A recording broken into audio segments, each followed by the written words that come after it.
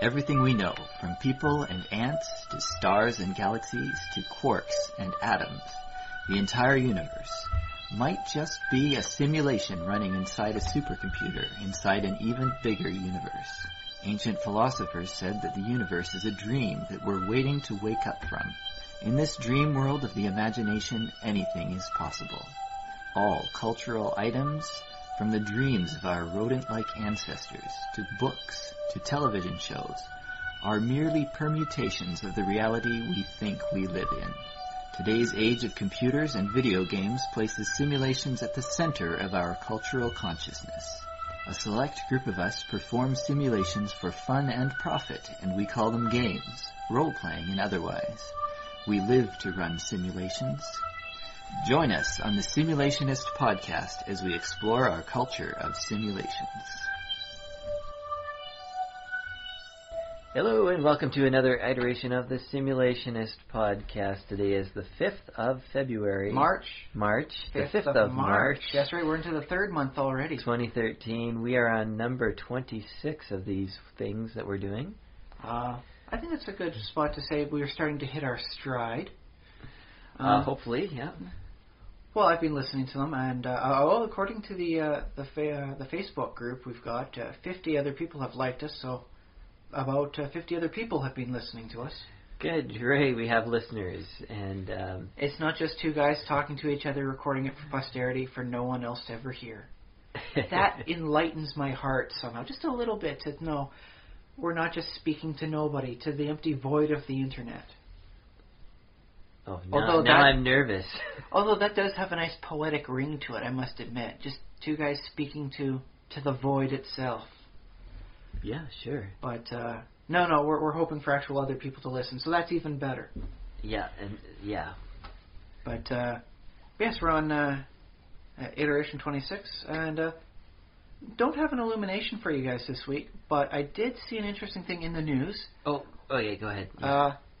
There's evidence now that the camels, the species of camels, originated not in any desert environment. They actually originated in Arctic areas. Camels? Yes. Apparently, there's belief that they were initially just the one-humped camels, not the two-humped. So now we're talking Bactrian is two-humped and dromedary is one-humped. Yes. So they start off as dromedary. So the dromedary are the normal ones. The Bacties are the freaks. Oh, okay. Now it's pretty much officially stated for anybody who has ever had that argument as to which is the right camel. So the Arctic camels that they found, they were like ancestors of modern camels, right? Yes, but they were more acclimated to the dry environment of the north as opposed to the dry environment of the desert. Huh. They took apparently the role of what the moose occupies in our boreal forests up here in Canada right now. Okay. From what I remember of camels, like pictures and stuff, they're pretty shaggy and hairy creatures, even in the desert, right? Yeah. Well, that's the thing is that they're hairy, even in the desert. The images I saw were much hairier of them. They look much more like an alpaca in terms of body hair. Wouldn't they be kind of like the bantha from Star Wars? There was a lot of jokes in that after the article for the discussion about it. They were also about 30% larger than current camels, so they were much closer to the moose size, which is why they helped occupy that role before the moose got there. So I figured this was an interesting thing to bring up because, it works for a lot of campaign settings, decent work in novels. Don't hesitate to take an animal from one environment and then adapt it for another one. Oh, yes, of course, the infamous ice gnomes. Or the marrow, the aquatic trolls and all that. Trolls. And the point is that these are easy ways to modify a monster, and some people will criticize it for being easy. Dude, that was lazy. All you did was take this creature and say it's hairier and slightly bigger and move it into an Arctic environment. God, did you even give any thought to this campaign? And then you can say, yeah, I did. I researched. Turns out that's an actual thing. Yeah, and the thing is, it's plausible to bring almost any creature into another environment. I mean, obviously, a lot of them will die, but you can come up with an evolutionary story for why any creature might be introduced to a new environment, somehow survive, and adapt and become something interesting and cool. Well, especially for a place or a setting that has magic included in it. Yeah.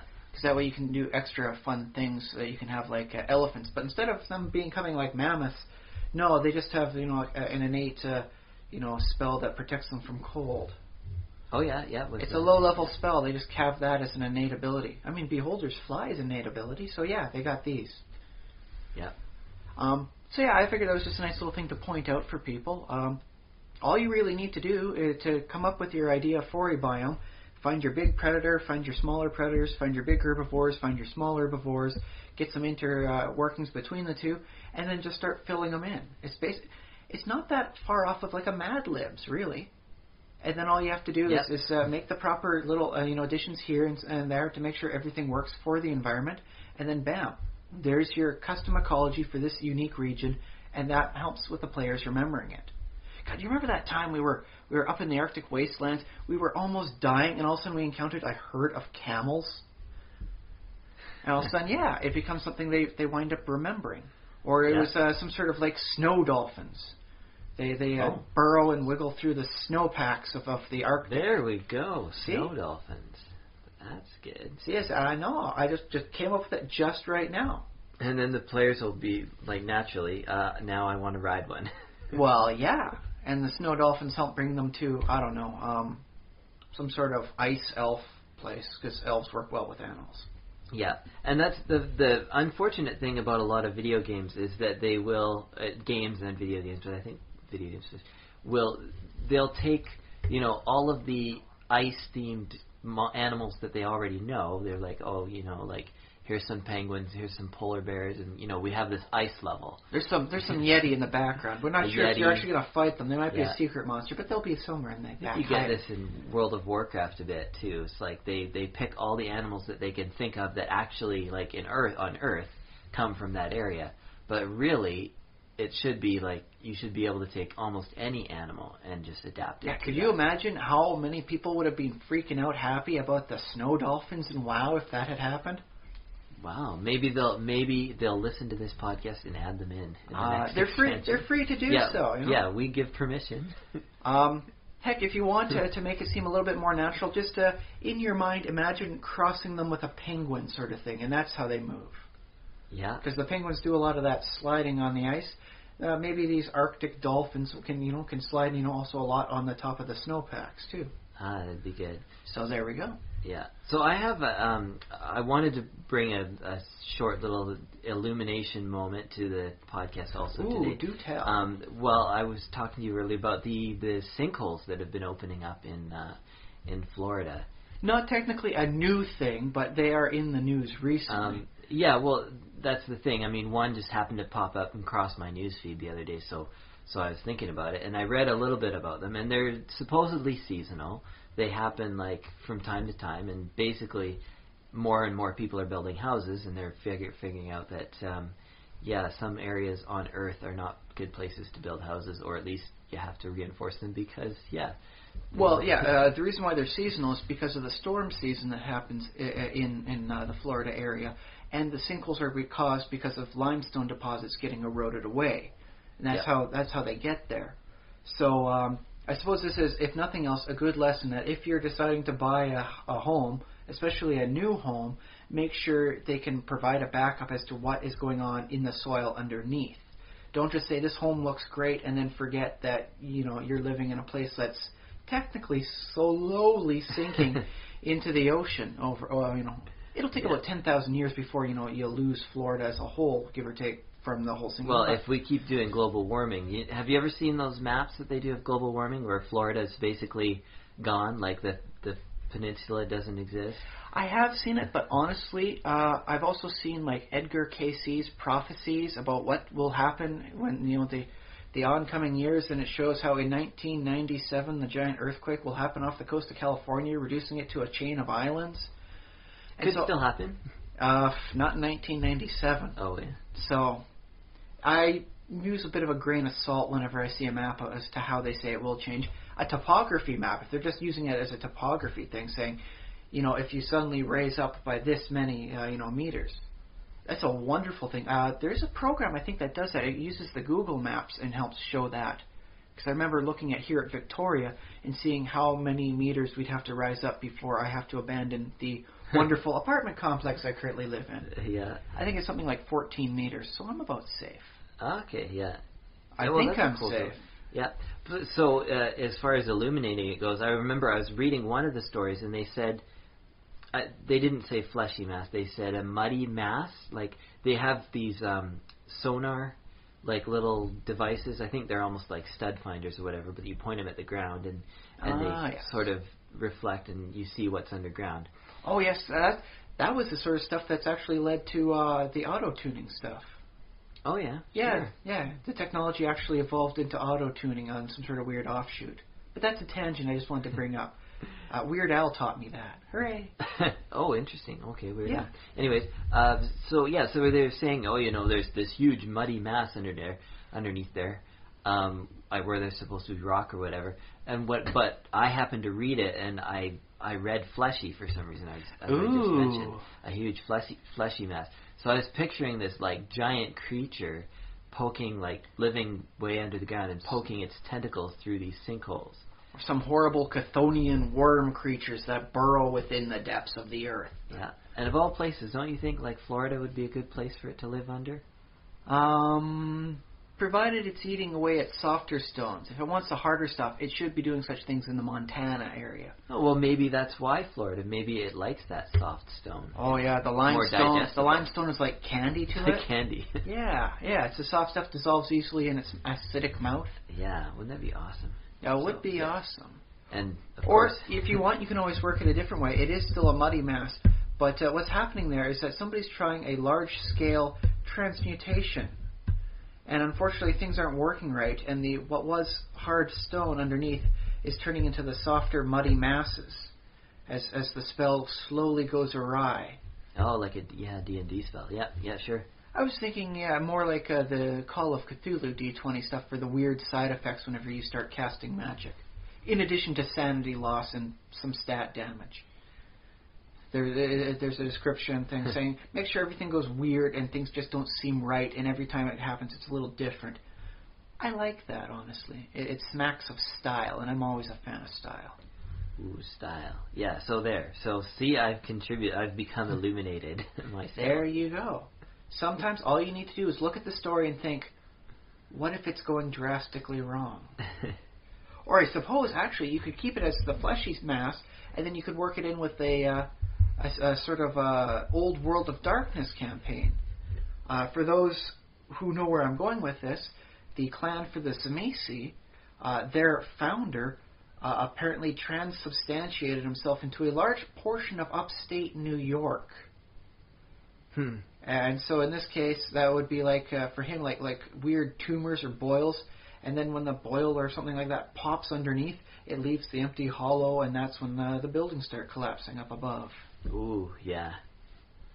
So, just to have some fun with the concept, make the best out of a tragic story. And a dude did die, and people have died in the past, too, from these sinkholes. And it's never a clean death, as it seems to be. I believe, parts of the story did say, hearing about screaming. So it was one of the deaths that winds up being a living nightmare. The thing you don't really wish upon anybody, but you can't change what's happened. The best you can do is use it as fertilizer for your imagination, and hopefully something good can possibly come out of it, no matter how many tangents it takes. And of course, I'm hoping that the construction industry learns some lessons. And, from what I've seen of the construction industry in a lot of the areas, I really don't believe that's the case. Well, if your listeners are working in the construction industry, feel free to email us at thesimulationist@gmail.com. Well, yes, individual contractors will learn from this. The smart ones do. I have a friend, who works with his father back home. They are patient. They do take care of this sort of stuff. Not that most of the customers give a dang about any of it, but the industry as a whole seems very resistant to doing that sort of thing.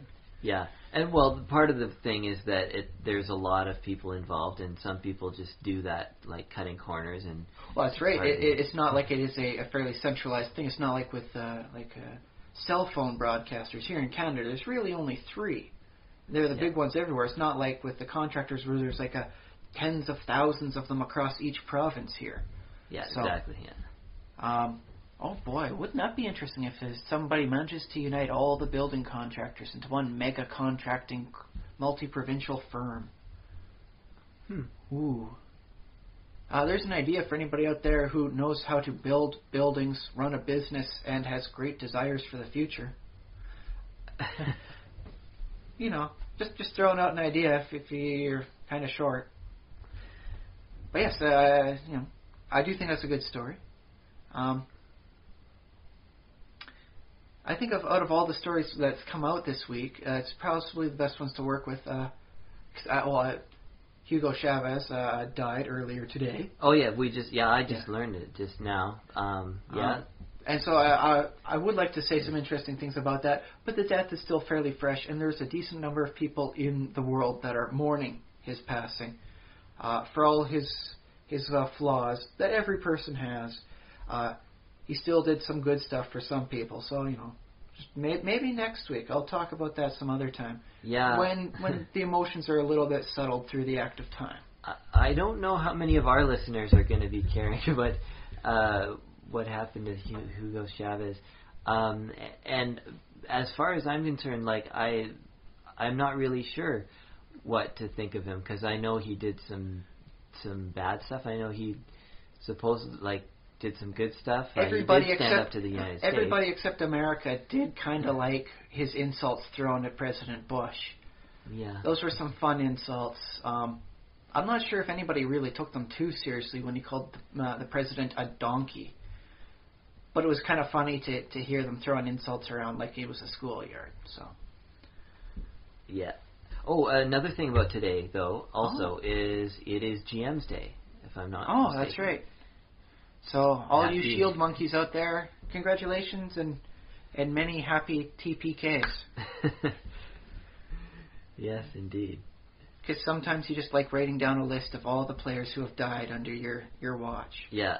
So, unfortunately, this year I'm not a GM on GM Day, but, hopefully next year I'll have a campaign going, so I'll be able to take advantage of demanding presents from all my players. I give you tribute in the form of 10% of my hit points. Is that an acceptable thing? Potential partial self-sacrifice? Of the character, not the player. Okay, the character, the players. I have no idea what my wrist point. I have no idea what level I am or what class I would qualify as, so I'm hesitant on many levels to cause any damage to me, just to find out, I was only first level. That knife was enough to get rid of me. Remember, though, hit points are an abstraction of things like luck and stamina also. So even a near miss from a knife might rattle you enough to count as hit point damage. But if I'm a first level wizard, I might only have 4 hit points. So the random happenstance of even a single knife or dagger could do me in if I was first level. If you're a first level commoner, to the best of my knowledge, I don't even cast any spells though, so I wouldn't even qualify as a first level spellcaster. So I really don't know where I sit. If we're in that what's actually 4th edition, I might only be a minion. I might only have 1 hit point. I'm not going to risk it. At least not until I get a whole bunch of life insurance. Well, again, we're on the abstract level where minions kind of the reason they have 1 hit point is because they're cowards, basically, and they're not that invested in the leader's cause. If they were more fanatical and whatnot, they would actually be, their own creatures. But as it stands, minions are just creatures that you hit them once and that basically either scares them or whatever, and that's what puts them out of the fight. It's not that they're, it's not that they're. You're not actually slaughtering them left, right, and center. You're just spooking them away. I know a lot of people like to describe it that way in 4th edition. That's fine if you want to do it that way, but kind of my style would be, See, I always preferred the 2nd edition morale system in that case, whereas the death of 50% of their number causes a morale check to see if they're going to continue, sticking around or if they're going to flee. Yeah. Well, it was actually a shame they never brought that into 3rd edition. I kind of liked the concept of that, but I guess it was superfluous, like what their dietary habit was. It's funny too, though. Like as a DM, I've often found myself just making a decision that these creatures are not going to stick around. Like, if one character gets a lucky hit, lucky critical, and like kills one of the bad guys in one hit, you disembowel the goblin. His innards go scattering across the floor like so many dice at a game in the pool hall. And I'm imagining if there's 5 other goblins, they might still have a chance against the party, but they probably figure that it's time to run. 2 goblins vomit at the sight of their dead kin before abandoning the field. That's basically what I did, yeah. The guts and vomits now qualify as slippery terrain. You will have to make a balance check to navigate across. That's actually a good defense. That might exist somewhere in like D&D, but like maybe those. I know if you wind up killing, if you kill enough creatures, there should definitely be something about hampered terrain. The bodies don't just disappear. It's not supposed to be like a video game. Yeah, exactly. And unless you're disintegrating, in which case the bodies actually do just disappear into a little bit of dust. But Yeah, that's good. Do you remember the slimy demons, like the Demodans? I think they are. They're all slimy, and I think they vomit up some sort of like slippery terrain for you. I think there should have been more of that stuff in 3rd edition, because that was always fun. Yeah, it'd be more of that gross out stuff, but it's cool. It's a little gross out, a little juvenile, but tactically, if it's an ability, it's an ability, and it kind of works. And there are creatures in nature who will vomit to escape a predator. There's some. Okay, there are creatures in nature that'll do things like throw their young so they can escape a predator. It's a marsupial type thing. At any given time, I do believe an adult female kangaroo is supposed to have about 3 kids on her. The one that's just gestating before it even leaves the whole uteral area. The one in the bottom part of the pouch, and the joey up near the top of the pouch. And so for them, it's not actually that big of a deal where if a predator's there, they just, leave the kid behind. Joey stays behind and gets eaten while everyone else runs to safety. Huh. So yeah, just because it happens in nature doesn't mean it necessarily makes for a good D&D tactic. Otherwise, you'd have to start qualifying kangaroos as an evil creature because they leave their own young to die. So, just something to think about. Yeah. Or I think there's an image going around right now on the internet where Yoshi's throwing the Yoshi eggs at Koopa, and it splatters on him, and there's like a dead, half-formed fetal Yoshi in the egg. So sometimes there are tactics best left unthought of. Yeah. I suppose maybe unless you're in like one of the lower planes, in which case, that totally works for an interesting strategy. It's something to think about if it fits the motif of the area. Yeah, sure. Yes, we do have an actual topic today. Okay, yeah, I'm bringing a real topic to today's discussion. I wanted to talk about hated heroes and lovable villains. Sort of like, what's going on with that? Well, for instance, I know. Let's just go to the Dragonlance campaign setting. The infamous Death Knight Lord Soth, hugely loved by so many readers, but he was a villain. He was not supposed to be a good guy, even if he was considered at times a tragic figure. He was cursed to unlife, and all of a sudden he's got all these awesome abilities. He walks around like he owns the place wherever he is. And he's just generally, despite being, very solemn and very, very angry, well loved. And yet there are some heroes in the setting where the best you can say was, they were all right, I guess.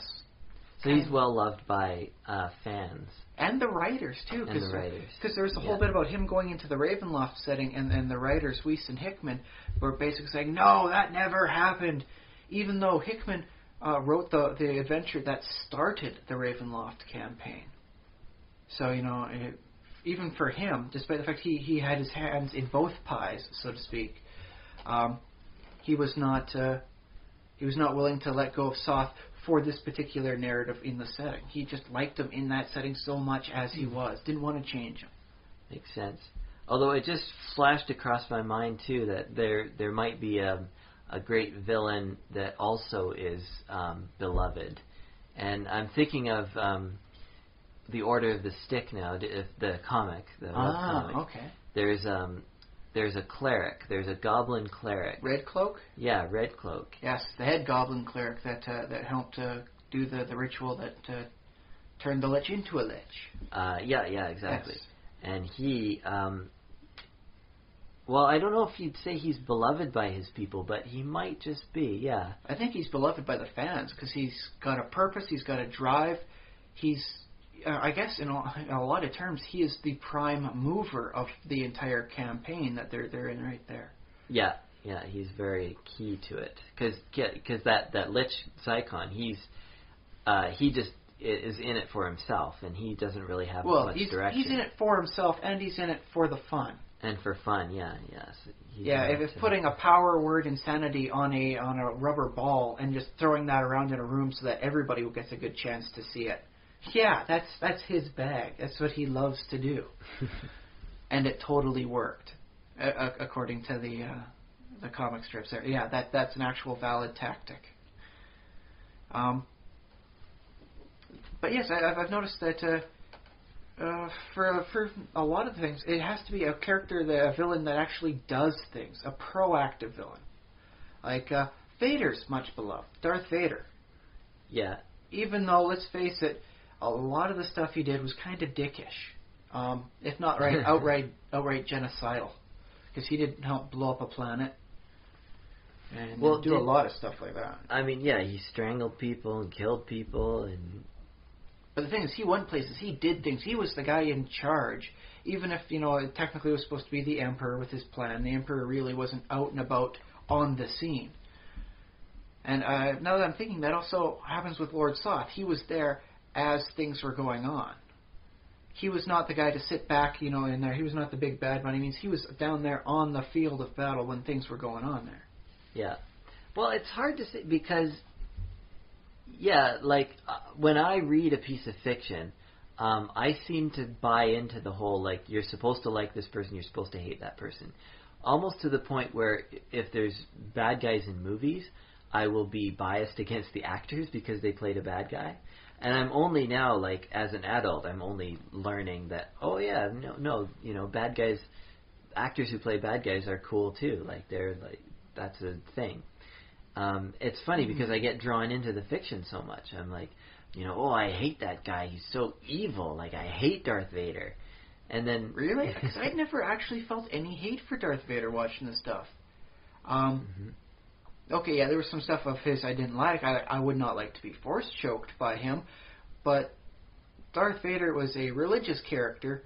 And then this guy, he's sitting at the table talking about plans, and this guy just openly mocks the religion to his face? I mean, come on. I mean, yeah. That's almost begging for a forced choking, really. I think that guy had some... I'm willing to bet there's at least some fiction out there stating he had some sort of like life insurance policy going on, and that was his way to help out with somebody else. He's like, I'm going to mock Vader to his face. He's going to force choke me, crack my neck, replace me with someone, but the life insurance policy pays off because it covers acts of Sith. Could be. It reminds me of a YouTube video I watched where, this was from the 90s when wrestling was still, they were pretending that wrestling was real. And one of the wrestlers, a reporter went up to a wrestler after some match or something, is in the hallways or whatever. And the reporter is saying to him, I wish I could remember who it was now. We'll say Roddy Piper, because that's the first name that comes up to my mind. Well, I don't want to slander a particular wrestler because he hit the reporter because the reporter said, was it like a punch or did chop?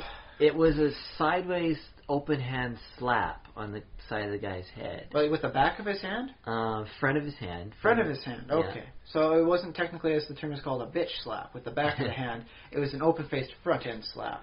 No, but it's funny because the reporter's half the height of the guy, and he's basically It wasn't Andre the Giant, was it? No, That'll kill you, man. Andre was huge. This was a wrestler who, after that point, like, he got in trouble and stuff, and he basically went down from there. Like, oh, no. So, yeah. The Screaming Sheik? No. Okay. There will be notes in the show description, and probably a link to the YouTube video of who exactly this was. But the point is, it's one of the very natural disasters? I love those guys, the natural disasters. Well, I don't know who the individuals were. Okay. I'll have to re-listen to this later on and watch the thing and check the link. Yeah. The point is, if you question power that's standing in front of you, basically, you're basically asking for it. Like, if you're taunting the rest of you, saying, "I don't think you really hit people," and then he hits you, or you say to Darth Vader, "I don't think you can really choke me," and then he's like, "Here." You know what I mean? I find your lack of faith disturbing. Exactly. I find your trachea to be crunchy and wonderfully fragile. Oh, there we go. Yeah. So yeah. Well, I mean, I think the reporter in that case could have assumed that they're living in a civilized nation, although they do like wrestling. So maybe that's a little felonious for an assumption. But they're living in an evolved society where a person can question the claims of another person's actions without fear of physical reprisal. That's true. He had, of course, whoever that wrestler was, which I can't remember the name of the guy, but of course he was in the wrong to hit a reporter. I mean, who does that? That said, I would not have asked that without maybe like a conference, podium, between us. Maybe something like that. That just seems like a wise move, honestly. But I also think that the world of wrestling at that time was it was interesting because, yes, there's storylines, but they also do a little bit of, like, if something real happens, they try to mix that into the storylines. Oh, yeah, that was... I understand. Even though it was fake, sometimes things don't exactly happen the way it was planned, and a lot of the skill of a good wrestler is to make sure you can recover quickly from the weird happenstances and changes. Yeah, so if a particular guy is playing a villain, they will encourage him to, be evil, like, be a bad guy, like, you want people to hate you, so you can go ahead and be this person. So he might have been like the heel that they call you. Exactly, he's in character, and I guess he just he took it too far. Or he might have lost his temper for real, or the reporter was in on it as well, and the whole thing was staged to prove, yes, we are real. See, look, we will smack a person for saying otherwise. Of course, the other thing is, like, these big, huge wrestlers and this tiny reporter, the wrestlers, they can hit each other like that, and they can take it. Like, if you were to hit, like, if someone else hit him just as hard as that. Well, not if he wasn't ready for it, maybe, but basically he can take a hit. If you ask if you ask a guy, I think what you're doing for your physical, actions are completely fake, you better be expecting something. Well, that's just there's a core essential part of the human brain of self-preservation that says you should at least have had that thought in your head. Yeah, I mean, well, the thing is, you're expecting one of two answers. You're expecting, yes, it is fake, okay, you got me, or no, it's not fake, and I'll prove it. Like, if you're demanding proof, essentially, you're either going to not get it and, like, you won, little reporter puny guy, or you get your proof. Here it is. Boom. I don't think your reporting is quite real, because after all, if you believe wrestling is fake, then you're covering a fake topic. How much of a reporter does that make you? Do you wish to revise your statement, sir? Well, there should be more smart wrestlers. That's a nasty little burn, like that. Yeah, to see a wrestler come up with an answer like that, that's a nice burn right there. Well, I don't watch it. If there's any wrestlers listening, feel free to use that burn, too. Yeah, that one's on us. You think I'm fake, you're the guy following me. Who's the bigger fake here? Yeah. Well, and I've heard some, like, I've enjoyed the writing that I've heard on WWE. Some of the bigger storylines I never really liked, but when they come down to the core heart of some of the stories, I always did enjoy that. There's some good drama there. I mean, it's no, like, it's not great Kane literature. versus The Undertaker, brother versus brother. You don't need much of a bigger backstory than that. You don't need, like, Kane to wind up driving over, like, The Undertaker's pet dog, or do something like steal away his manager, Paul Bearer, and lock him in a coffin somewhere. No, all you really need to do is say they hate each other a whole lot. They're brothers with a similar theme, and that's why it's a cage match tonight. Yeah. I think anybody who is interested for a little wrestling can make enough out of that. Here's some nice slam talk going on. Oh, not really with Kane. He was really quiet back in the time when they were doing that thing. But, the smack talk going on. And then the fight goes. And, sometimes the occasional twist. You get a villain in. Oh, he sneaks into the ring. Oh, there's a chair up to the back of the head. Thunk. Yeah. And, like... You'd think they'd stop putting so many things that you can use to hit a person underneath the whole wrestling mat. Yeah. And it's funny, too, like, those props, those, like, hitting with the chair, there's a trick table to you can have them slam down on. Yeah, the table that breaks out from underneath them. There's tricks to all of those. Like, they're not really as painful as they look, but they're still painful. They're still quite... Oh, yeah, I mean, it's like those whole prop stuff they use in traditional acting stuff. The whole shatter bottle. Yeah, if you knock that over someone's head, sure, it's only really made out of, sugar water sort of stuff like that, just nice and hardened. But you're still knocking someone on the head with an object. With enough force, you could cause a bruise. I wonder, I maybe we'll have to test that. We'll get some sugar glass and break it over each other's heads. And also, I wonder, too, because you're shattering things into tiny pieces, and theoretically... conceivably you could wind up cutting somebody for it. Yeah, a piece could go in your eye or something like that. Oh, yeah. I don't think sugar glass would, like, cut your skin, but I don't know. But I imagine anything... If it gets you on the right part, where you got the thin skin, not like necessarily on the forehead or scalp, but... if it gets somewhere like a little shard, if it gets in the ear, next thing you know, what's this in my ear? Oh, there's blood. Yeah. Because, let's face it, even something that's not that sharp can still cut. Human skin is surprisingly fragile that way. Yep. It's just how we operate through life. And then, of course, you got to clean up all that sugar glass. I think we can effectively vacuum that up, or just put down some newspaper underneath us. Yeah. So, a little forethought, that's all it takes. But, okay, let's think about some other good villains then, some other villains that they've liked. Okay, here's the thing. How does the villain technically differentiate from the anti-hero? For instance, let's go to the Pitch Black movie, starring Riddick. Everyone's popular actor Vin Diesel. Mm-hmm. He's a killer. He's, going off to one of the prison planets, and yet he winds up being the guy that saves everybody else's ass, who winds up surviving the whole thing, which I think is only about 2 people. Almost 3, but technically only 2 other people survive, but he is the one that helps get them through the horrible situation they endure.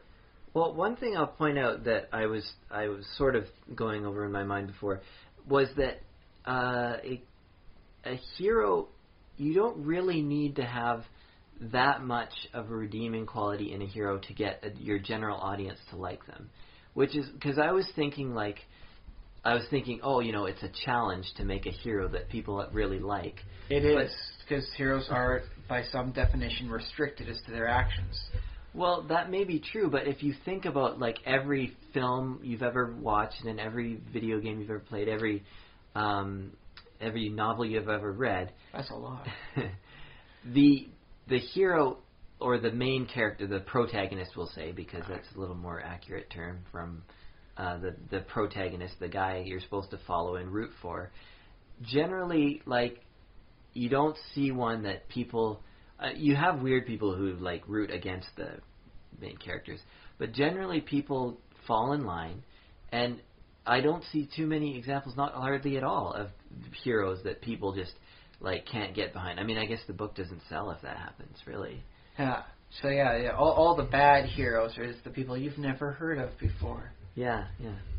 Because I think generally people fall in line. People enjoy, like, they see that person, and they they identify with them because they are a human, and there's enough of a story along there to just get them in. Well, okay, that's all it takes. Here's a hero I don't like. I hate Cyclops from the X-Men. I hate him. Oh, okay. I consider him the worst example of a hero I've seen in comic books that I think I can recall off the top of my head. Now, do you hate him as in you hate reading stories about him? I hate reading stories about him, and I hate him as a person. And you hate as him a fictionalized entity, I hate him. Yeah, and if he existed in the real world, you would, like, write blogs against him? I would find a way to put feces upon his scalp. Okay. I dislike him so much. Let's see. The love of his life dies. Then he finds a woman that looks exactly like this lady, marries her, has a kid. When the love of his life comes back from the dead, he leaves his wife and child behind.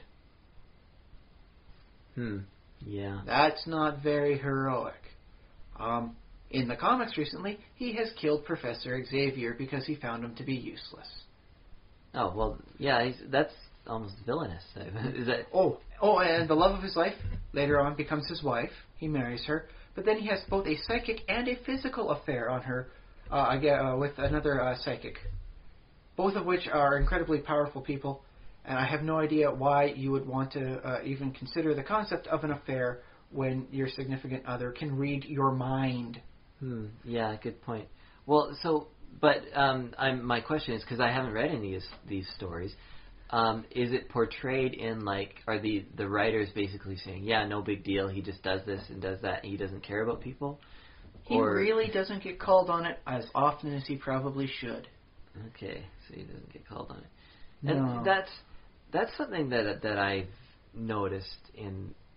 I hear people coming to his defense, though, saying that, there's only so many mutants left in the world right now. He's got to be the hard leader to make sure that he can help steer them to, away from oblivion. And it's like, no. That's what Magneto tried to do in the 60s, really. Yeah, and, he's a very nice villain back at that stage. He's more of an anti-hero now. Creepy older one that's going out with Rogue. But that's another weird little story thing. Well, that's funny though. I like this contrast because this is sort of what I wanted to talk about. Is that Magneto is that sort of lovable villain. Magneto had a cause. Magneto had a reason to hate. His hatred stems from the concentration camps of World War II. He saw what was going on at that time. His family was put in the concentration camps, and so he knows the sheer inhumanity that man can, perpetuate.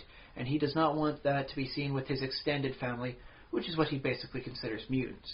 Yeah, but his biological family is all but dead, except for his kids, which he, for some reason, puts into harm's way all the freaking time. Whatever. But all of this doesn't necessarily excuse his actions, right? No, but it does help give a perspective for the actions. And so I think a villain that you can understand is a lot more personifiable. You can see them as a person rather than just, this is the cardboard entity that represents the antagonist, to force the protagonist to perform other actions that make them the hero of the story. Well, that's cool. But do you think, like, with Cyclops, do you think the writers are trying to go in a direction of, like, maybe he could turn villainous, or maybe he could be a bad guy? I really hope that they're coming up with a thing for him to become a villain, because honestly, he is a very poor hero if he's murdering his mentor, and cheating on his wife. Yeah, that sounds like a thing a bad guy would do. And not even a good bad guy, too, because, Dr. Doom would not cheat on a wife. Yeah. Although there's some weird thing, like, because he's royalty, he might be like a ladies-in-waiting concubine type thing, but that's some other weird little technical issues of nobility. Well, it's funny, too, like, are we, like, should we expect heroes and villains at this point in history, in literature and stuff? Is that, or should we just expect stories about flawed people? Is that what they're trying to do with? Let's get this. Marvel Comics does make its bread and butter out of flawed characters. Yeah. I remember one person describing the difference is that all the heroes have tragic events in their history. The DC heroes rise above it to become something better. The Marvel heroes keep it as part of them and never let it go. Okay, yeah. That said, Marvel does have better people for their characters than a lot of the DC comics things. DC has better heroes. Marvel has better characters. Oh, interesting. Yeah, because Marvel, they're kind of more real, and they'll have more real. You could read a story just about Peter Parker. He doesn't actually need to become Spider-Man in the story. He could just be Peter Parker throughout the whole thing, and the story could be interesting enough for you to be okay with that. Okay. But a story that's just Bruce Wayne and no Batman, a lot harder to pull off. Not that it hasn't been done. It's just you got to work that much harder at it because Bruce Wayne is not the main form of attraction for it. It's always about the Batman. Bruce Wayne is almost like the alter ego for Batman, rather than the other way around. Yeah, sure. Yeah, which is Batman the is real Bruce guy. Wayne, but Batman is Bruce Wayne, but Peter Parker is Spider-Man. Who's the front and who's the real? Yeah. So there's something interesting to be said about that. I think that also helps define as to whether or not you can really like a hero. Is a hero has to have at least some personality. Just a generic paladin-styled hero is not going to get a lot of fans doing what is right simply because it is the right thing to do. Whereas if you were to have a hero who does what is right, even to the point where it hurts himself, because he has a very strong reason for it, he has a philosophy for it, then you can wrap your head around, oh, that's why he's doing good. Well, it's funny because, you can have a character introduced at some earlier point and be very one-dimensional and say, he just only does what's right. And then later on, you can kind of explore his motivations a little bit more. I think especially for secondary characters, that is the best way to introduce them. Yeah. The strong first primary character trait, and then later, as they get more screen time, so to speak, could be a book, more page time, they wind up showing more of themselves. But you got to get that initial hook in for them, so you show that big primary character trait first.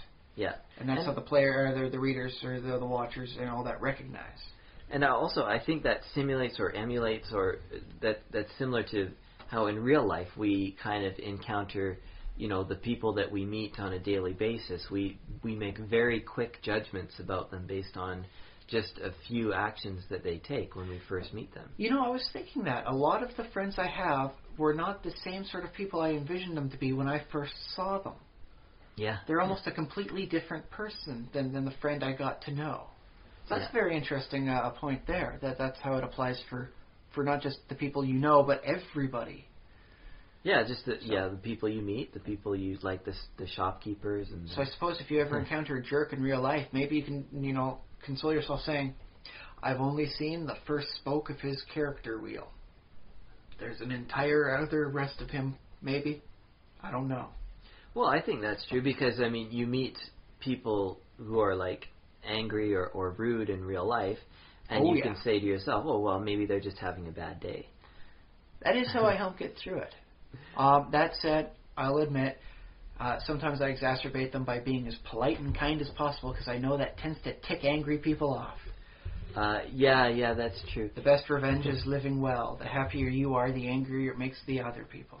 And it's a sort of a fact about human emotions and stuff that we tend to act as a mirror. Like we're a very social people, so we tend to reflect.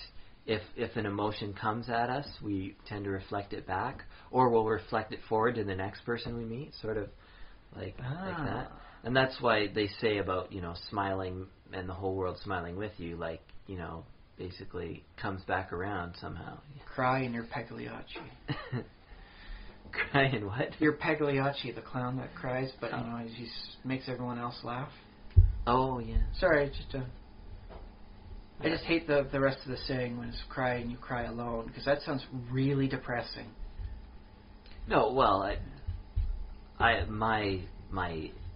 the way I think it works is laugh and the world laughs with you, cry and the world will also cry. Get mad at the world and the world will get mad back at you.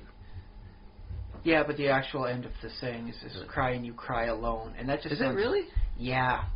Laugh and the world laughs with you, cry and you cry alone. It's horrible. It's on so many levels because it's like there's saddening because it's like you're imagining somebody alone in the dark just weeping, and it's like, well, actually it applies a lot to the whole Watchmen sort of thing if you've ever read that.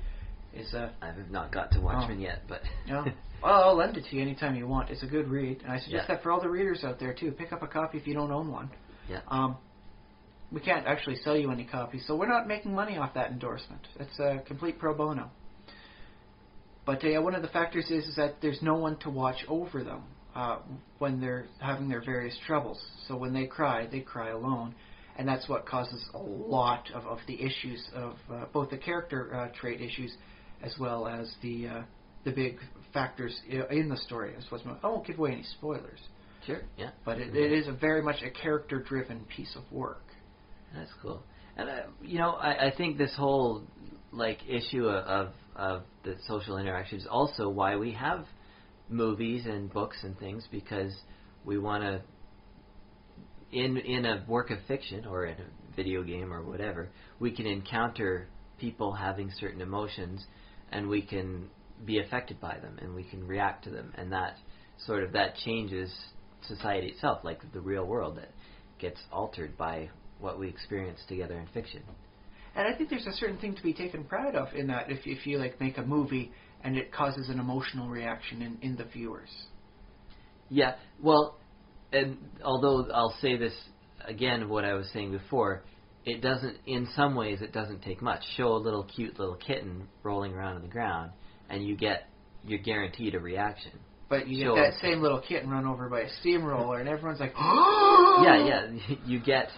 So it's not that it's hard to get an emotion from an audience, but I don't know. I'm like in a good movie, when the bad guys are winning and the thing seems just so inconsolably one-sided that you get a feeling of utter despair, like the complete lack of hope just from watching it. I always take that as a very good sign. I'm watching something quite good. Okay, for those of you who may have seen it out there, the series Avatar: The Last Airbender, they try making an attack on the home base of the Fire Nation, and it just completely crumbles before them, and everything starts going wrong, and the whole thing was doomed to failure from the start. And when they finally realize that, you get the look on all their faces as they realize this was the worst thing that could have possibly happened. And when I first saw that, I got that sense of like the complete lack of hope of their situation.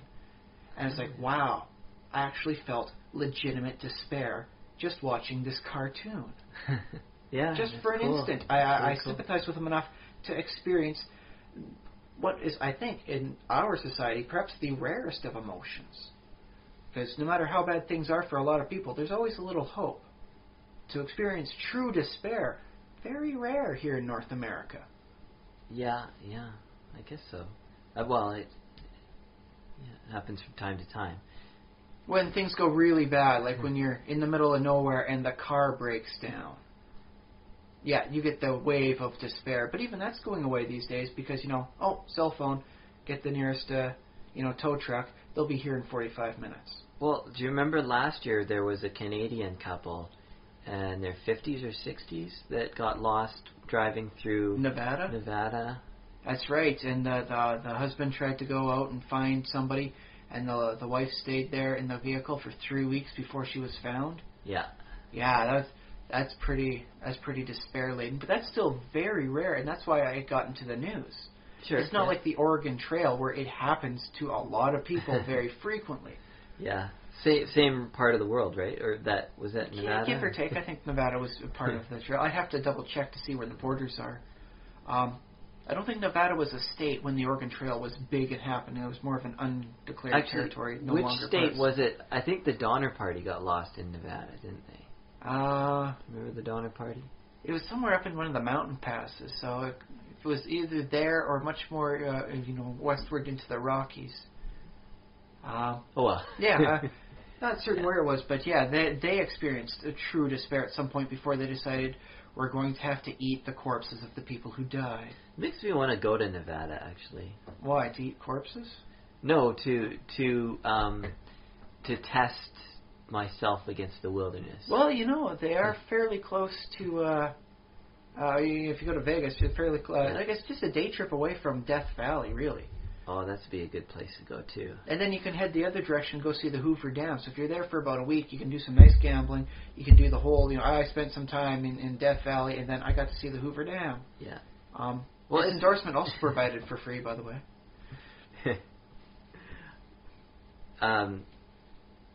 But the other thing about Nevada too is it's a very big state, but of course because we have motor vehicles and like gases, I've mentioned the internal before, combustion engine. Gasoline is cheap, basically, even like as expensive even now, as it yeah, is. It's affordable. Yeah, still something you can buy. So yeah, you can go all over that state fairly quickly and easily. But imagine if you didn't have. If you had to do it on foot or by wagon, it becomes a much bigger state. Yeah, no roads, or you can imagine that. So, okay, how can we work this emotion state in there? Could a good villain be one that helps evoke these emotional states? When Darth Vader is crushing even his allies because they talked smack to him, the sheer level of dominance that he displays, and the emotions he exudes, that the watcher picks up on, could that be a way to help determine what classifies as a good villain? Whereas a bad hero is just somebody that can't get any emotion, out of the reader or watcher. I don't know what makes Darth Vader such a good villain. He is voiced by James Earl Jones, so there's something to be said about that. He has an ominous voice. The visual effect of him is very stunning. He's tall, all in black. So and he's got the nice face mask. He's very visually distinctive too. Yeah. So I guess there's a lot of little things that can also add up. You don't necessarily have to have any one factor, but the more you have, the better hero or villain you wind up becoming. Yeah. But, I will say this. I have a small level of contempt for any villain who is concerned with the emotional state of the protagonist or someone else in the story. Unless that's a particular motif of him, like somebody that makes sure he doesn't want to be a villain. He doesn't see himself as a villain. He wants to make sure other people see him as the hero he sees himself to be. Because every good villain believes themselves to be a hero. Yeah, I can buy into that he wants people to think that he's the good guy or that think that he's doing the right thing. But see, the sort of villain that I don't buy into is the villain who says, "Oh, I like to cause pain and suffering," or I want people to feel despair before they see that freight train coming for them when they're tied to the tracks, I'm holding you down, Mr. Anderson. Do you see that? That is the light of inevitability. I love that. That's funny because he's a computer program, and yet he somehow takes pleasure in. Well, actually, now that you point out that example, I kind of like him. He is a good villain, Agent Smith. There. Yeah. So I guess there may be something to be said about emotion then too being shown, both with the villain and what they evoke as well. Then. Yeah. Well, and maybe really a good villain. I'm doing air quotes. A good villain, like a likable villain or whatever, is simply a villain who's adequately explored. Because all human beings are interesting to us. We're interested in all human stories. So to some degree. I mean, every once in a while you will encounter the person that winds up self-sabotaging their own life, and they keep effectively telling you the same story of why their life is so bad, why they're not doing so good. That story gets kind of old. It might get old, but I believe... If you can explore deeper into them, but they don't explore deeper into themselves, so, don't try and go any deeper than the person does, And I believe that an interesting story can be told about anyone in that way. So, if somebody is always lying to themselves or they're always telling themselves the same story, maybe you have to step outside them just a little bit and examine things that they're not willing to examine about themselves. And that... there's that way to look at that person. Okay, I'll grant you that. But the same story they tell does get a little old. You have to work deeper. Yeah, you can't listen to just that person telling their own story. And that's the thing that you have to remember about heroes and villains. Everybody lies. That's a quote from House. Yes. Who, depending on who you talk to, is both a hero and a villain. Yeah. Kind of a mad scientist type thing going on with him. Although, from what I've seen of the show House, and I watched starting about halfway through, and we got a couple seasons here if you want to borrow that. I might have to watch some more of it, because I didn't catch the first few seasons. I think we have the first 2 seasons here. Good stuff. Nice watching. But I buy into House completely. Like, I'm on his side. Like, even though he's a Vicodin popping semi-mad scientist. Yeah, no, I'm totally with him. Like, I'm saying, House, like, do whatever you want, basically. Like, well, you don't tell House to do whatever you want. You got to make sure he has good reasoning for it. That's why Cuddy's there. I don't know. Like, I always hated Cuddy. I was like, Cuddy, why are you holding him back? She's preventing horrible lawsuits from happening left, right, and center as he goes full-on mad scientist. She is, in a sense, the Igor that helps keep him sane and grounded. She's Igor? Well, to some sense, if you watch some of the old, Frankenstein stuff, Victor von Frankenstein, he's all raving and mad. Igor's the guy that makes sure he has the food, make sure he's doing the things that keep him from like wasting away to this horrible, emaciated state as he focuses on his passion. Yeah, but I don't see House doing that because if he well, he that's likes because Cuddy and Wilson, to a degree, Cuddy and Wilson are so good at making sure he pays attention to the rest of his life and not just focus on the case is what keeps him interested. He never winds up hitting this manic state that you wind up seeing for the actual mad scientists. I don't know. Like, to analyze the show a little bit more, I think that House would be...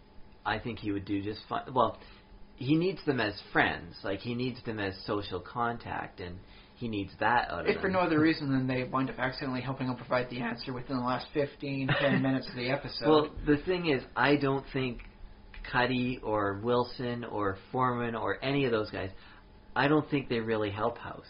Like, I don't think they think they're helping, and maybe they sort of do, but I think they cause as much problems as they solve. That's my reading of the show House. Well, mind you, House did effectively start, at least, as an interesting analog for Sherlock Holmes. Yeah. And so Wilson, in this case, was the good doctor. Was Watson. Yes, the good Dr. Watson. I think that means Cuddy was supposed to be like Inspector Legrasse.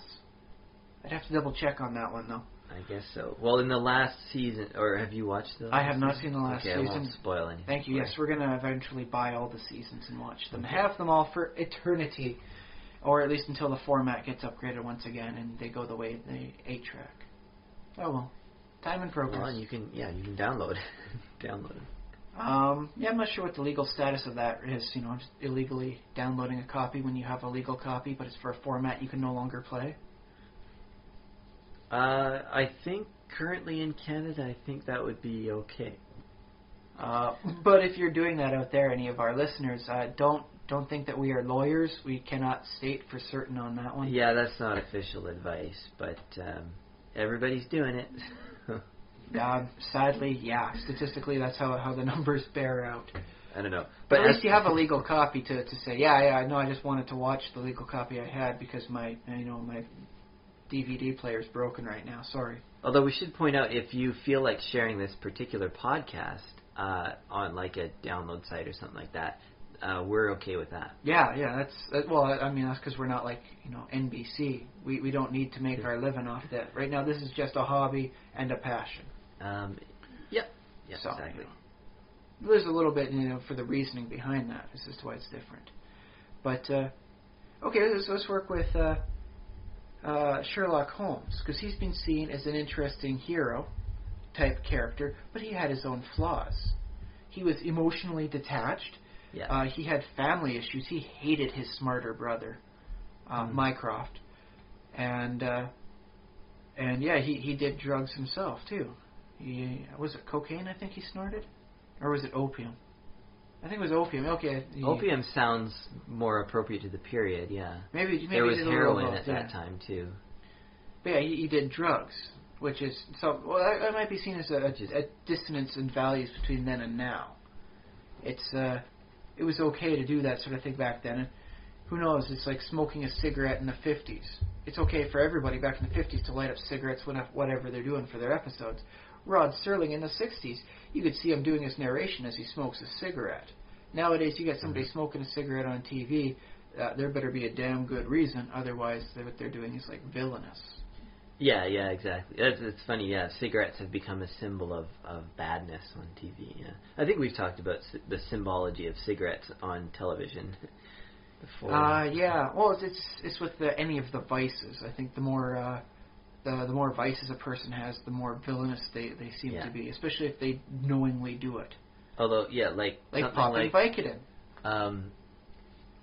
Tony Stark's alcoholism makes him a more interesting character. Although I must admit, some of the stories involving him in the comics, subpar. Yeah, no. Dragged on a little bit much. How they did it in the second movie, that was how you do it. Okay. You have it as something, it happens once, and then he rises above it. Go on to something else. Don't keep coming back to that same story. Okay. It's cool. Like, with DC Comics, they have Speedy. Back in the day, they had an interesting thing about him doing drugs himself. They had the hardest time getting that past the Comic Code Authority of the day, because the Comic Code Authority actually was around back then. It hadn't eroded into uselessness like it is now. Haha, I laugh at you. It was a bad idea that punished some people unfairly more than others. But it had him, on the drugs, and then they get him off the drugs, and say, nice. Oh, don't do drugs, kids storyline. Mm-hmm. But then it's been like that's what the default story is. If you're going to involve Speedy, or as he's called now, I think it's Arsenal. That's what he goes back to. That's always what it goes back to. It's got to be this guy. So it's got to be Cookie goes on the drugs again and goes off, has an illegitimate baby or something else crazy happens. It was the drugs. They just don't let the one story go, which has kind of ruined him as a character because they keep bringing it back. Yeah, that is kind of interesting because you were talking about like earlier. Batman and Superman share some supportive characters. Like how does this work? There's the younger female equivalency. This also works with a lot of the characters. There's like Wonder Girl. You have Arsenal, or as he was back in the day, Aqua Lad. You've got Mary Marvel sort of thing. You've got it all works out is that all of the DC characters, the big name ones, have this interesting framework about them. Where if you want to see how popular a character is, you put the framework around them and see how many of these slots are filled. The more that are filled tends to occupy with the more popular heroes. Yeah, and villains, actually, as it winds up working out. Oh, yeah. And if you want to look at it, even the superhero teams they have there work out in a similar manner. Yeah. And my hypothesis on that was just that more stories get told about the more popular characters, and therefore more niches need to be filled. As you want to tell a larger number of stories, you need to introduce those characters just to be able to support the framework of the mythology. Well, there is that, yeah. To some other degree, though, it's to have them. It makes them seem more iconic. It makes the hero seem bigger than just the hero. Superman seems bigger than just Superman when you look at the entire Superman family and his friends. He becomes like the central figure in it, like a mythos, like the Greek gods almost. Is how it works. So by having him as the centerpiece of all these things, with all these other people doing things around him, it seems more than just one person's story. It seems like a more vibrant and alive that way. I guess he taps into that desire for, like, I guess it's almost archetypal. I want to say Jungian. I don't know. Archetypical, yes. Our listeners will know the particular reference, but that idea that we have slots in our brain for certain stories and certain characters that basically you can just slip in and just say, this image there. represents this person, he fills the role. Yeah. And then you go through the story. And in some ways we get that from the people that we interact with because we all have, generally we have mothers and fathers or one parent or another or a mentor, and we have teachers, we have brothers and sisters, we have little brothers, we have big brothers, and so on. We have enemies that we encounter. Well, not really for most people these days. We have childhood best friends and childhood... No, like, some people have, like, a bully for a nemesis when they're kids. because this is when we form our kind of archetypal ideas. There are definitely antagonists to everybody's life, but they're never exactly villains unless it becomes something big and beyond the normal scope of things. Yeah, well, I mean, kids can have that bully that keeps on picking on them at school, like, constantly, that sort of thing. I mean, it's not like villain, yeah. but it can raise to. I mean, we do have instances and stories in real life of people who hurt other people, yes. beat them up or steal from them or whatever. That's not common to the same extent, though, that actual enemy is used as for a lot of people. Yeah. Well, and superheroes like stories have this continuously recurring, that the bad guy that 50 years, decade after decade, he just keeps coming back. Well, it's partially the amazing power of sales. Like, yeah. Well, for instance, the Joker is a very highly regarded villain. Well liked by a lot of the fans. That's why he's always got to be in the movies to some degree, put in. But he's a horrible psychopathic killer. Why does he keep coming back here, decade after decade, story after story? He's entertaining. That's the reason why he came back originally. He has made such a good foil for the hero. Yeah. Although, the longer he stays out, the more he starts working into this DC framework as well. Batman has Batgirl for the female counterpart. He has Harley Quinn, and the whole thing starts forming up around him as well. Yeah. Which is an interesting thing when you start looking into the whole concept. About that superhero framework concept. By the way, I'll put out this. That's from the Absorbiscon blog. Oh, okay, yeah. Yes, we'll put up a nice look at that. Yeah. Wonderful work. The guy does some very interesting and thought-provoking things, and he's able to find haikus in a lot of the things that the heroes say, particularly Starman from the Golden Age. Apparently, yeah, when you are of truly heroic nature, it just seems right to speak in what is effectively haiku-style form, or effectively 17-syllable sentences. It's possible. I think the likely answer is that you're exactly right with that. It feels right and it just works out. It's also slightly possible that the writer decided to do that. It could be something, because this is, like I said, Golden Age. They didn't pay the people a heck of a lot, and they really worked them hard. I know myself when I was doing night security, it'll be almost a decade ago now. I was having 7 nights a week, and I just started writing in haiku. So yeah, apparently if you work some people too hard, haikus do start coming out. Yes. At least for some mentalities. I don't know if they tried it on purpose themselves, but could be a factor of stress. I was going to ask about the superheroes with their I don't know if it's a stable, it's their circle, their like. Well, the Absorbiscom calls it the dynastic centerpiece model. Okay, dynastic centerpiece. Okay. For DC Comics, it's a nice way to remember who we got it from. Oh, DC. Yeah. Okay. But then there's the fact that Superman and Batman exist in the same universe, so they must occupy some sort of relationship to each other, right? Am I right about that? So that's an interesting point, but let's see, the best way I'm able to see this is that they both occupy the same role. So when you're thinking of groups for them, they go into the Justice League. Okay. Because that's the main group of heroes. That's the big name, the centerpiece. So heroes like Heroes Leagues or Justice League have their own dynamic. Yes. For instance, if you want the junior counterpart for Batman, that's Robin. For Superman, that's Superboy. For Wonder Woman, it's Wonder Girl. Yeah. Aqualad. Miss Martian is a recent example for that. But if you want for them to join in a group, it's the Young Justice or the Teen Titans. Oh, I see. Yeah. If you want the older mentor sort of things, like the original Flash, or I suppose for Black Canary, it's Wildcat.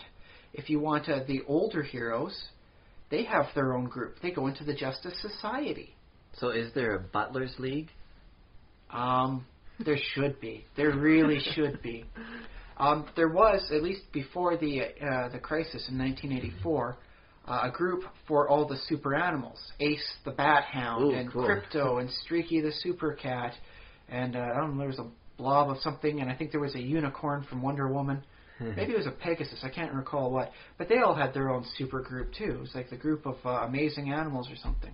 Oh, and you got cool. that Detective Chimp in there and Rex the Wonder Dog. That they fit in there. They didn't have their own centerpiece around them, but that's how they fit in closest, so that's where they got to go in. I wonder, because it's supposed to be, like, if you put a gorilla on the cover of a comic... It's supposed to do more sales.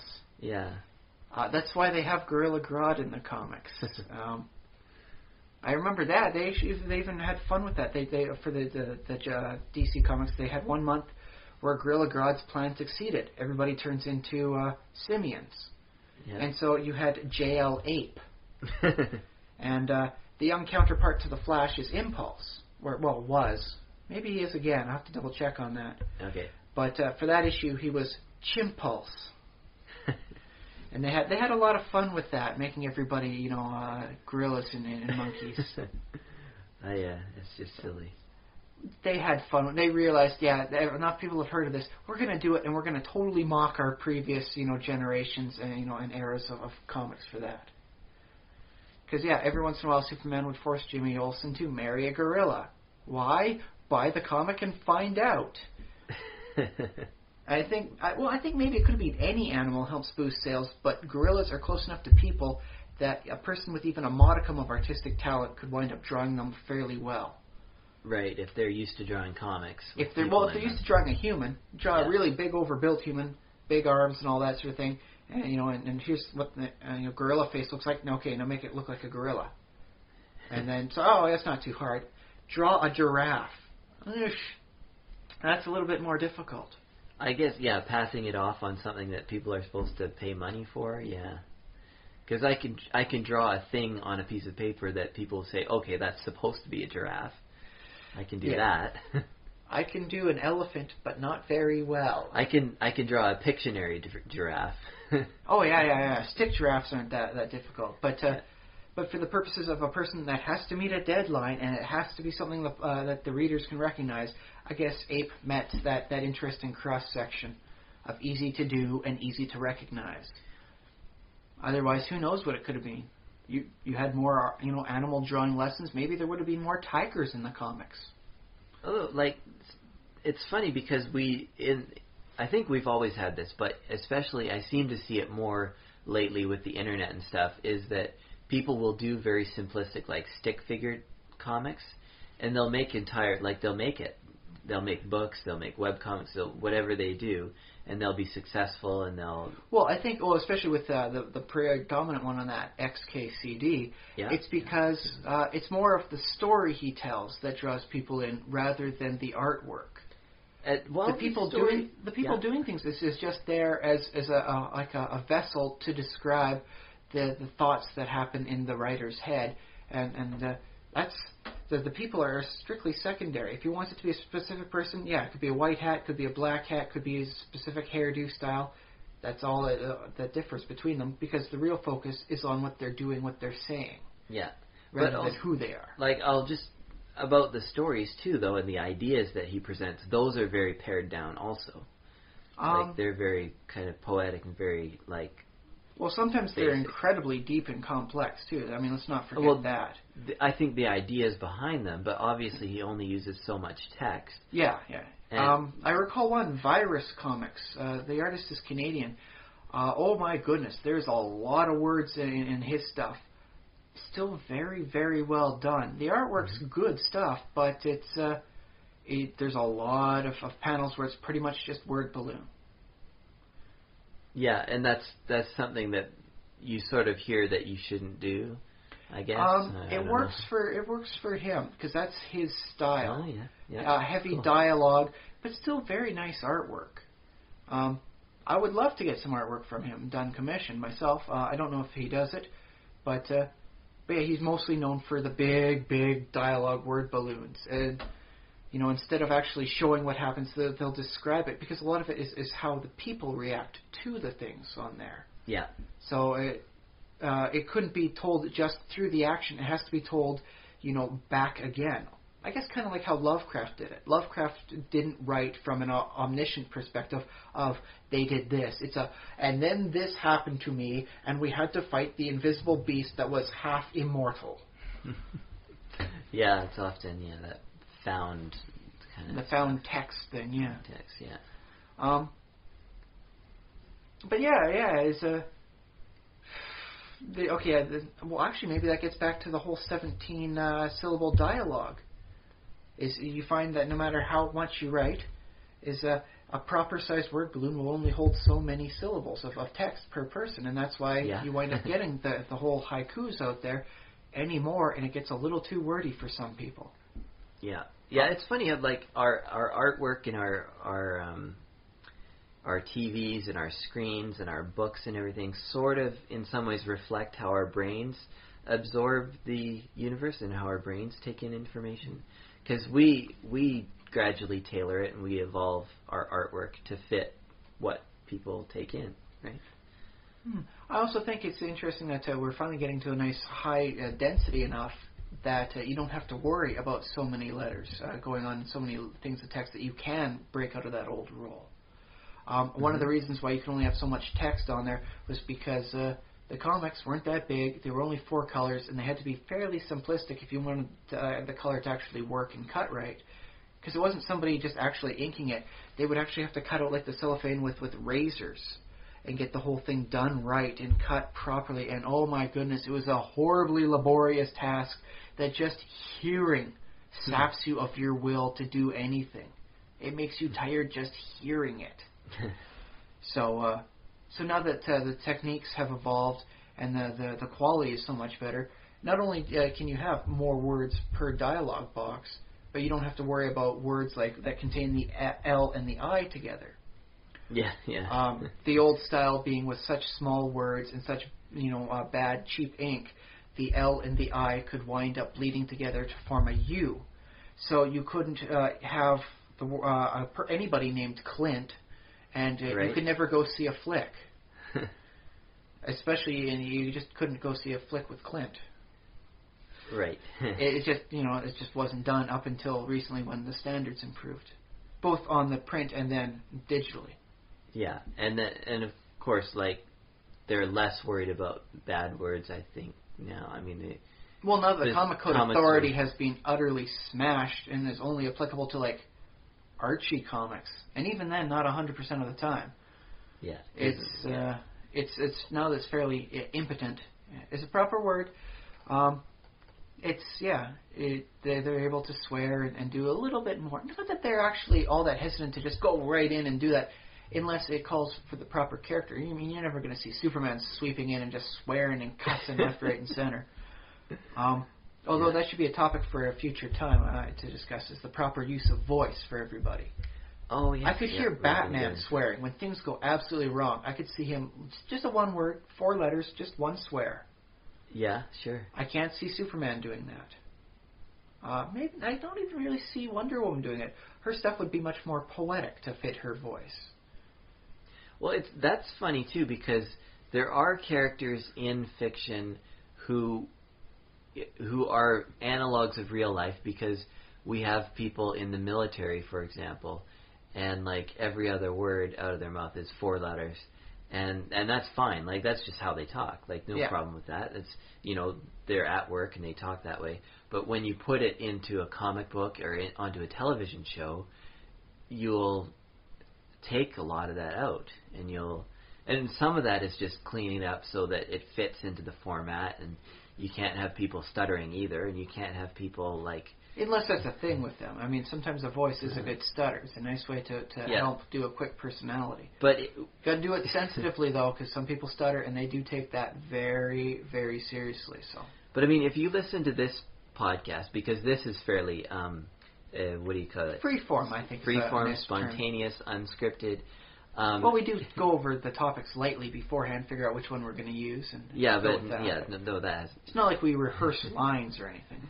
Exactly, and so we do the whole thinking as we go, and we don't say every word, and now I'm very self-conscious about what I'm saying.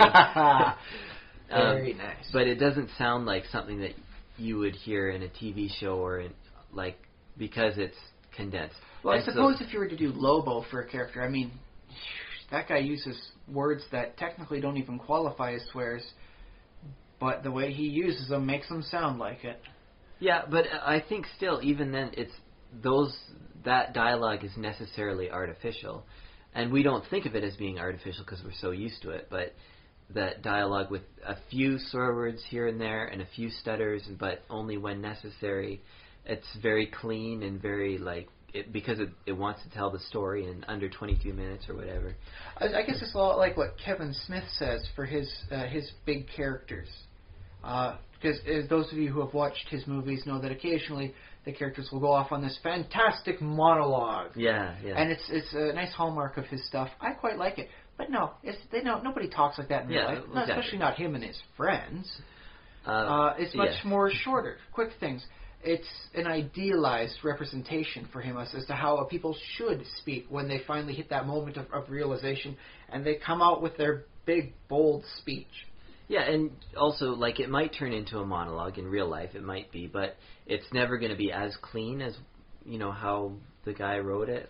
No, it's never as good as what you see in his movies. It's never as good as what you see for the monologues in the comics, or even a nice final moment, like a crowning moment of awesome in a good novel. Yeah. When the guy totally calls everyone out on all the crap they pulled.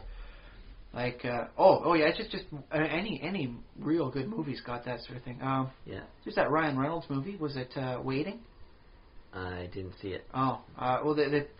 They're in like a TGI Fridays type thing. Yeah. And in the end, the new guy, at the final end of it, just goes on just a complete verbal tear, beautifully done. Cool. Or I suppose you could even work that to something a little bit more well known. Flanders' mental breakdown in The Simpsons. Ding dong diddly damn it crap. Can't you morons do anything right? Yeah. And yeah, his breakdown was magnificent. That's not something that anybody would wind up just letting happen in real life, but it was something that was so good, people are willing to let it slide. Yeah. And this is something I thought I would bring up for another day, but I might bring this up just because it should be fairly quick to make this other point. Is that in opera and in Shakespeare and stuff, they have these monologues that could never happen during the they might be in the middle of a fight scene and just suddenly a guy turns and does a monologue, for a minute and a half of. Although if you could do a proper monologue in the middle of a fight scene, that's a dang fine stylish burn. Well, I like it a lot, and that's why I think. Not only am I able to fight you to a standstill, but I can give myself a monologue, not even bothering to look at you while we fight. Ha ha! Take that, you inferior whelp. Yeah. Oh, yeah, and they do it in iambic pentameter, too, when it's Shakespeare stuff. Yeah, exactly. And they somehow iambic pentameter on the fly. Either you're a genius or a madman to be able to pull that one off just on the fly. And then related to that is that, how in D&D, talking is supposed to be a free action? And within limits, of course. Well, I was thinking about that limitation. I was thinking it might be a good idea to let that relax a little bit and just say, you know what, we're doing an opera-style game. I could really dig into that sort of thing. Speak as long as you want, say anything you like, because this is about the story and the drama and the character interactions. Yes, fighting happens, but the talking is... And it would make for a better role for what the bard does in the middle of a fight, too. Because the bard would actually sing, it's all of a sudden, "Oh, Maria," as he's doing the fight, and he goes on the whole wonderful opera, oh man, that would be magnificent. I was thinking, that they should put that in D&D next. They should put a little note there, if you want keep track of operatic... what sort of style are you going. Are you going for the hardcore realism? Are you going for something quick and simple, punch in the door, beat up the monsters? Or do you want to focus more on opera? Or even, I suppose, you could do a wonderful kabuki style sort of thing if you want to go with a more Oriental Adventures campaign. Where you set up the proper styles, the 3-part acts, as opposed to the 5-room dungeon. Yeah. So you could really, just by focusing on the other genres and other medias, you could really change the tone of the game and come up with something, I think, very memorable. It's a nice idea. Yeah.